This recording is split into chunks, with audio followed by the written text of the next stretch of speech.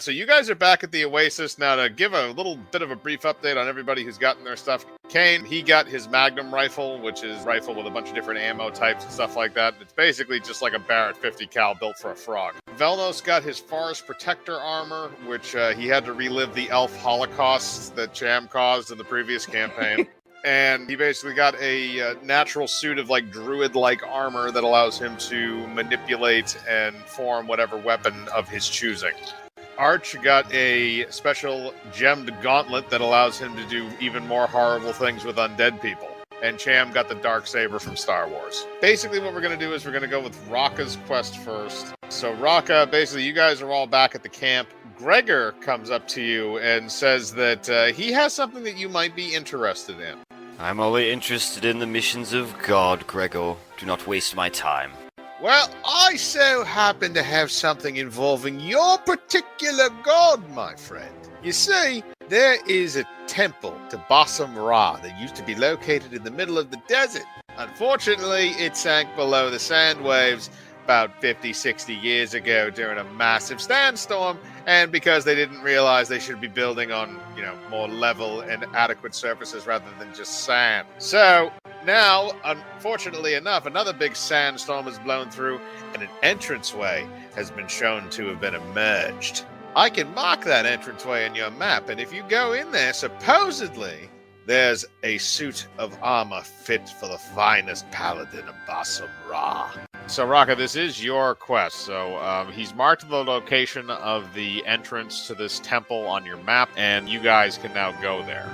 Gather round, comrades. We have a mission for the church. He is just going to stand up and yell that, as though, those people work for him. I'm definitely going to mount up on my undead human centipede camel. So who knows aquatic?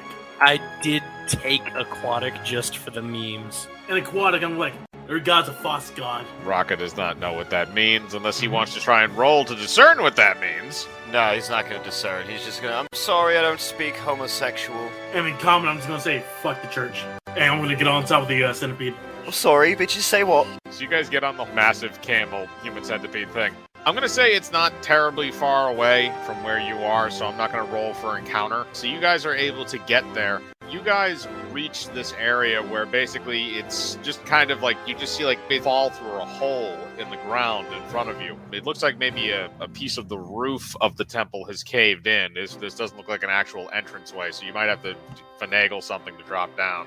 I could climb on walls. Yes, I'm aware of that. So... It still requires a dexterity roll. Alright, you're able to hang onto the wall good enough. It is the inside of a temple, so there are, sculptures and stuff along the walls that you can pretty easily latch onto. So you're able to climb down inside. It's pretty dark inside, but I believe you have dark vision as an amphibian. So you can see in there. So basically you see around in the entire room, there's it looks like it was almost kind of like a churchy type of area. There's a lot of pews, some tipped over stone statues. But you do see that there appears to be one main stone statue of the actual god Bassum Rah in the back of the temple, and that statue appears to be holding a tablet. I'm gonna piss on it. I'm gonna say that's gonna be a dexterity roll to piss on the statue, because you're gonna have to aim a piss stream. Rolled a 9, which means that you fall short of your goal of peeing on the statue, but it appears that you pee on the floor. Good enough. Are you relaying any of this information to the people above? I'm just gonna say ribbit. You guys are up top, so I don't know what you guys want to do, because all you hear is him ribbiting down there, and you hear what sounds like a stream of water hitting the ground. Outside of that, you're not sure what's going on. I have a griffin, so No. I just... You can ride on the griffin, and the griffin will fly you down to the floor, which it does. Raka, you're able to get down that way. Cham, you're still on the ceiling. Arch and Velnos, I don't know what you guys want to do. Oh, I know what I'm gonna do. I'm gonna follow him down. I don't know. I don't have the climb roll, but I have one thing in my favor. Which is what? The fucking amulet. Go gadget spring boots. Is that what you're gonna try and do? Yeah. Okay. You're gonna basically kind of have leaf springs on your feet. What I'm gonna do is you're gonna jump in, and when you hit the ground, I want you to roll dexterity to try and land as gracefully as possible. The higher the roll, the softer your landing is going to be. D20. So that's a 12. So basically, you go down. It's not a very clean landing. You kind of roll on the ground, but you're not really hurt either. So you did manage to land down at the bottom. Arch, you're the only one that's left up top currently. Yeah, I was gonna wait for everybody to do their thing and then just have the human centipede camel, like, break its legs and turn into an actual centipede and just sort of skate downwards. So what I'm going to say for that is that's going to be a balance check because you're going to be sliding down it. Nat 1 fell on my fucking face. Mike, he rolled a nat 1. Since I'm down the roof, I'm going to jump and catch him. What are you going to do to try and save him specifically? As I see, since I'm on the wall, as I see him falling, I'm going to jump and like pretty much grab onto him. Okay, so that will be a jump followed by a grapple check. That's my jump. 27, that will be successful. And I got 19. You're successfully able to grapple him in midair and land back on the ground as Sarah slides off of the zombie camel slide, I guess is what best way to describe that. So you guys are now all down on ground level. Everybody can observe this because there is a beam of light shining in from the ceiling, so they can see the statue and stuff at the back of the chamber, the statue of Bassum Rah holding the tablet. Upon seeing Arch come down, I'm gonna do the little symbol of his god, like little hand motions. Then he's gonna go and I'm gonna try to grab the tablet. He's holding the tablet, so you can grab it. It's just gonna be a strength roll because it's a pretty big tablet. It's a statue that's probably about 1.5 times actual size. I'm just gonna climb up the pole and help him with the fucking roll.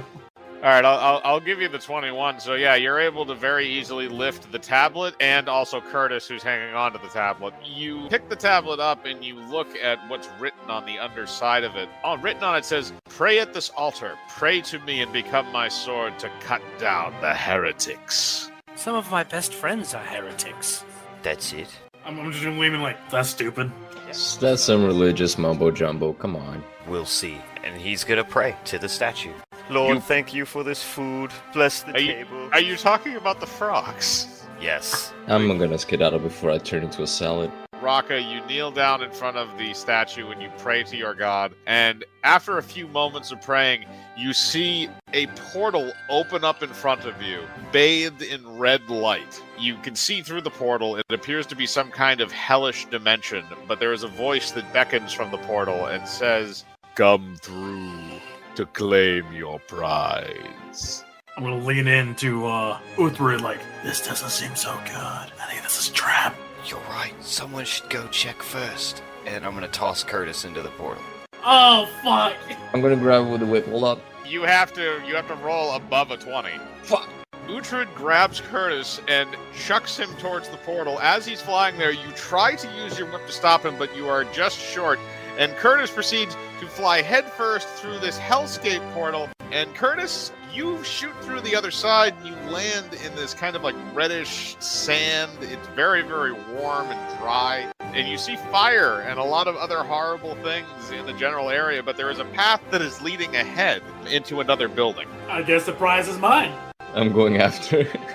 Is the portal still open, or did it close? No. The portal is still open. The portal is waiting for Uhtred to pass through it. It does not care who passes through it before him. So, all right. So, Velnos, you very easily jump through the portal. You are there as well. I'm gonna go ahead and hobble on through. I'm gonna go into the server like, ribbit, ribbit, ribbit, ribbit. I'm gonna lean back and ribbit back at him. Fuck it, let's give it a try. Just kind of lean back and bring one of the camels, just kind of split it off from the group and bring it on over and strip the skin off the side and hold like the flappy skin up for the frog. I'm gonna take the skin. I'm going to lean it over one of the fires, like kind of get rid of all the bacteria and shit, where it's like it becomes leather. You do that, but unfortunately the fire is hot enough where it incinerates the skin immediately. Well, shit. I got this entire brick of green dragon, but nothing to smoke it with. I'm gonna just take some of the green dragon. I'm gonna light it. Take some puffs. Constitution save. 18. All right, you're not really that high, despite the fact that you are a frog and your lung capacity is much less than that of a human. So am I just like chilling whatever zombie horrors Arch is left behind? Basically, the princess has been recovering back at the camp since her rescue from the palace. So you're there with like all the other NPC characters, and Kane's just like putzing around doing stuff out on the pond. And you can fucking bet absolutely that Syra has left some like undead abominations just hanging around. I mean, you still have the undead giant scorpions that are still. I was gonna ask if the undead donkey is still around. Yes, it is. And the undead crab people. Raka, basically everybody else has passed through the portal now into the hellscape, except for you. You are still just kind of examining things. Since he's seen them go all through and he doesn't hear any screaming, he's gonna go through. He's gonna go through. He's gonna see me with my pipe. Just like. You walk through the portal, and as you walk through the portal, it closes on the opposite side of you now that all four of you are gone through. The voice then returns to you and urges you to continue on your pathway in order to claim your prize. I'm gonna lean up to Sarah like, cough. I'm not that kind of doctor. I can't check your coughs. I'm over here like ribbing, holding the pipe, like begging, like, smoke? Oh, absolutely. And she's gonna take a puff. Give me a puff, bitch. Alright, both of you are going to have to roll Constitution saves. 24, you didn't feel shit. No, nat 20. That was a nat 20. That was, well, regardless, he doesn't feel shit. He smokes that whole thing and doesn't feel a damn thing about it. Velnos, you rolled the 4. You're barely standing up right now. The entire world is spinning. The voice beckons you to continue forward, and it looks like there is a structure in front of you, some kind of unholy temple. And it says that basically there is a holy armor that is at the end of this, that the unholy forces of this realm have taken from the god Bassum Rah, and he requires you to go get it, and in return he will allow you to keep it. Well, Uhtred obviously knows that it's lying. Nothing can steal from the Bassum Rah. He is the one true god. But he's going to take the armor anyway. So you continue on into the building. I'm assuming everybody else is going to follow him, so I'm just going to go based on that assumption. You pass through this opening, this grand archway, and inside it appears to be what looks like a courtyard with a blood fountain in the middle. Ah, I love the decor. I'm gonna dip my hand in the blood fountain. You go up and you dip your hand in the blood fountain. Your hand is now covered in blood. I'm gonna push him in. Strength check. I counter with the grapple to throw him in. You want to try and do a reflex save, basically, as he's trying to push you to push him in. He beat a 9, so yes, he does. So basically what happens is Curtis moves out of the way at the exact right moment, and you fly forward and wind up going headfirst into the blood fountain. You are now covered in blood. I assume you didn't have the armor on already, so that means your regular clothes are covered in blood. Are you going to wallow in the fountain, or are you going to get out? I'm gonna grab him with the vines. Fuck. You're going to grab him with vines and just yank him in? Yeah. A grapple check, and then a strength check to pull him in. Okay, the grapple check is successful. You do grab him by the legs. Now you need a strength check to pull his ass in. Come here, froggy boy. I'm going to say that's enough. So he pulls you into the blood fountain too, so now you're both covered in blood. So as you guys are doing that, I want everybody to roll perception. Shit. Okay, that was a nat 1. Okay, so going down the line here. Velnos, you rolled the 19. What happens is, all of you guys, except for Cham, notice that there appears to be 2 shadowy figures hanging up in the corners of the walls that line the courtyard. They look to be these kind of demon-like creatures with these snake beards. They look kind of weird. They both have these long spears. And then they slowly float down to where you are. Hey, it's Medusa's Exus. I immediately unsheath my greatsword. They float down to you, identifying themselves as bearded devils. You! What are you doing in our dimension? You get the hell out of here before we eat you. I'm just over here, like, trying to clean out the blood out of my ears. And stop playing in the blood fountain. That's not a toy. Step aside, demon. I have business here. I'm gonna go invisible. So you're going to cast invisibility, so you can do that. Basically, Raka, by taking out the greatsword, you're pretty much initiating combat. So I'm going to say that Cham did that at the same time, so he is exited right as you have initiated combat. So I'm only going to require initiative rolls from the 2 bearded devils, Velnos, Arch, and Raka. So you said there's walls, right? Yes, there are basically kind of like, it's an open roof because it's a courtyard, but there are kind of pillared walls on the sides. I rolled 35 to jump up on the walls and just study them. Okay, you do that before, again, this is all happening while combat is being decided. So, Raka, you're going to be able to decide what you want to do first. Which one of them do you want to attack? Both of them appear to be roughly the same, and both of them appear to be uninjured. I'm more of a righty, so I guess I'll go with whichever one's on the right. You go for the right-hand one. Are you just going to attack with your greatsword? I'm going to smite him. Adds my charisma to my attack roll, and then it adds a damage per paladin level. All right, you can do that. So roll to hit. That will definitely hit. And that's +5, so that's 21 damage. You carve right into his side with your greatsword and send him flying across the courtyard with the strength of the blow. Again, the might of your god is behind your hand, and he winds up rolling ass over tea kettle until he comes to a solid stop. He's bleeding pretty profusely from his side currently. Then we will move on to Velnos. So Velnos, you just saw Raka just bitch smack one of them out of the air. The other one is still there and is uninjured. So which one do you want to go for? Oh, I'm gonna grab him and pull him to me. Uninjured one. Okay, that is going to be a grapple followed by a strength roll. He will do a strength roll to resist you. He already beat that. You use your vines to try and wrap around him, and he winds up catching the vines. And due to his strength roll, he actually uses the vines to pull you to him. He's going to get an attack of opportunity. Can I use my other attack? Yes, you can. You can try and use a second one. As he pulls me, I'm gonna just punch him in the face with a big glove. So roll for attack on that one, whatever your attack bonus is for your secondary attack. Nah, fuck you. That one also misses, so he just kind of like goes by you. He's near you, but nothing really happened there, so it is now his turn. So basically what he is going to do is, Velnos, since you're the closest one to him, the bearded devil gets 2 attacks per turn, one with its beard and with its glaive. So it's going to do a beard and a glaive attack on you, Velnos. So with it gets a +5 on its hit roll. Will not hit, because even with a +5, it's only going to be 12. That's not going to be enough to hit you. So now he's also going to try and swing with the glaive. And the glaive also gets a +5 to hit. Okay, that is also not going to hit, so he whiffed on both of them. The other devil, I'm going to roll his constitution to see if he can get up and actually do anything this turn. He will only get 1 attack. So I'm going to say he does manage to get to his feet, so he will get 1 attack. And I think he's going to go after Raka, because Raka would be the closest one to him. That is a 10. That will not hit, so now it is down to Arch. All right, then I'm just gonna do a regular prayer spell, which is +1 to all allies in saving throws and attacks, and -1 to all enemies in the area. All right, well, Are you going to come out of the shadows now? Yep, sneak attack.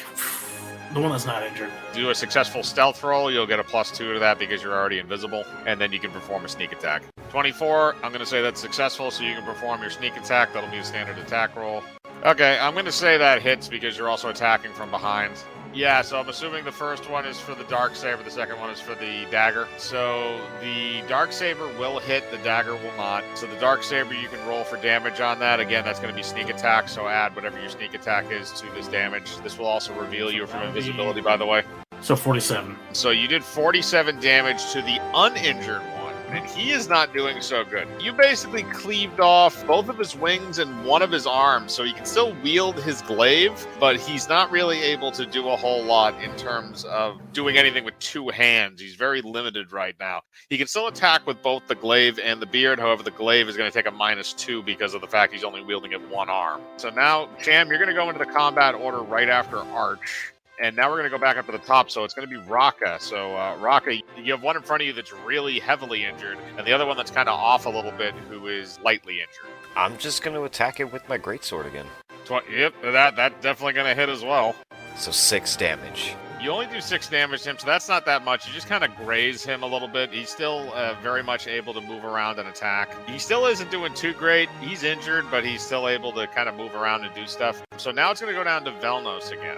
The one that I was attacking, how he doing? He is the one that got cleaved really bad. He's the one that's very seriously hurt. Alright, then I'm gonna pull the scorpion move on him. You're going to do a penetrating blow with basically like a throwing, stabbing device on a vine? Yeah. So the way this is going to work is, are you aiming specifically at his head? Yeah. You just do your normal attack bonuses and stuff, but it's going to be kind of a dex-based weapon. All right, 18 is still enough to hit because that is a very good attack bonus. So you do manage to hit him in the head. And I'm going to say that because it's a targeted attack, it's going to crit. And this little spike thing does 2d6 plus 3 damage. So that's 9. So that's going to crit up to 18. That's enough to kill him. So basically what you do is you do the fucking scorpion thing. You shoot out this spike out of your wrist on a vine. It goes through his skull and penetrates the back of it. And as you pull it back through, it proceeds to rip out a chunk of his face. He then falls to the ground and bleeds to death, ironically in the blood fountain. And I'm gonna do the same for the other one. Right, you still have the second attack, so you're going to do the same Yeah. thing. So it's just a different attack bonus, but yes, it would be the same exact thing. If you're aiming for the head, it is again a -1. Nah, it's a general one this time. Okay, that is a 17. That will also hit. That one just kind of goes through his shoulder and penetrates, and you shoot it right back. So he is still injured. That did go through his main shoulder, or his strong arm. So Can I pull him though? if you want to leave it in him after the attack, yes, you will have the opportunity, but he's going to get a turn before that to see if he can yank it out. That means one of them is dead, so that means it is actually going to go to that bearded devil's turn, and he is going to roll a strength check to see if he can pull you towards him using your own vine. And that is a +3, so that is going to be a 15. Please roll against that. Raw strength roll. Oh, shit. Oh, that's a 20. All right. Fuck you. You resist that very easily, and you don't even budge as he tries to pull you with all of his might. You are clearly the alpha male in this situation. It now goes down to Arch. Honestly, I'm not gonna be able to do very much in this battle. Nobody seems to really be getting hurt. You do have a dead bearded devil in front of you. You might be able to reanimate if you feel like it. Sure, why not? You reanimate him. He doesn't really have a face or a back of a skull, but he is standing. He's also covered in blood because he originally fell in the blood fountain. Arch, you do that. Now it's down to Cham. So Cham, you have this other, bearded devil that's in front of you, and he appears to be relatively heavily injured at this point. He's not really doing too great. Well, I'm going to jump towards it to give me a sense of speed, like inertia, and attack for his neck. That will hit. Yep. Jesus. Yeah, so that's directly in his neck. So that's 41 damage. So you successfully jump forward and slice with your Darksaber. You land on the opposite side of the bearded devil, and as you land on the ground, its head separates from its body, and it falls into the blood fountain, adding more blood for the blood god. Both of the bearded devils are now dead. Combat is over. So you guys have successfully cleared the courtyard. However, there is another doorway on the opposite side leading inside the main temple. I'm going to go over to the one I just decapitated. I'm going to pull out his heart. Okay, so dexterity to make an incision in the chest, and then a strength roll to rip his heart out. Oh, okay. The incision doesn't have to be that big, so I'll take the 10. The 10 is good enough because you're also dealing with a fucking lightsaber anyway. The 20, I'm going to go for ripping out his heart. So you do a full-on thing where you shove your little froggy hand inside of his chest cavity, and you rip out his barely beating heart and hold it up into the air victorious. I'm going to swallow that heart. You realize it's full of dark magic. I'm just warning you about this. Yep. Roll a Constitution save. 3, sorry. Basically what happens is you eat that, and then immediately you begin pouring black fumes out of your nose and mouth, and you vomit it back up. Seconds. I'll eat it again. Roll another Jesus. Constitution save, you sick fuck. Alright, you keep it down that time, but you have a funny feeling that when you go to the bathroom next time, it's not going to be very pleasant. You're also going to be emanating black fumes out of your rear in about an hour. But I might make you roll a damage check when you do have to take a dump. The courtyard is cleared, so you guys now have a clear pathway to get into the main temple. So Rocky, you can continue forward into the main building. Yeah, I'm gonna go forward and remind everyone that we slaughtered those demons relatively easily. It's because God was with us. So Rocky, you go up to the big double doors that lead inside the temple. I'm going to have you roll a strength roll to actually push the doors open.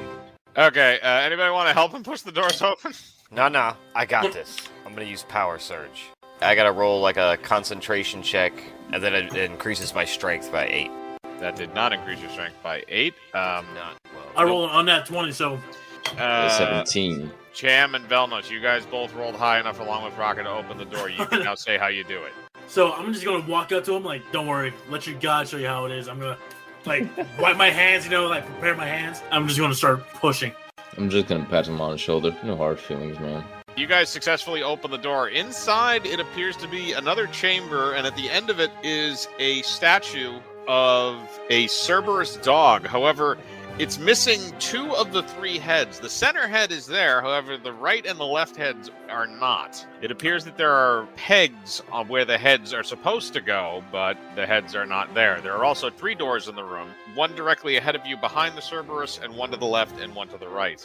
I'm gonna look at Sarah. Bring those dead demons over here.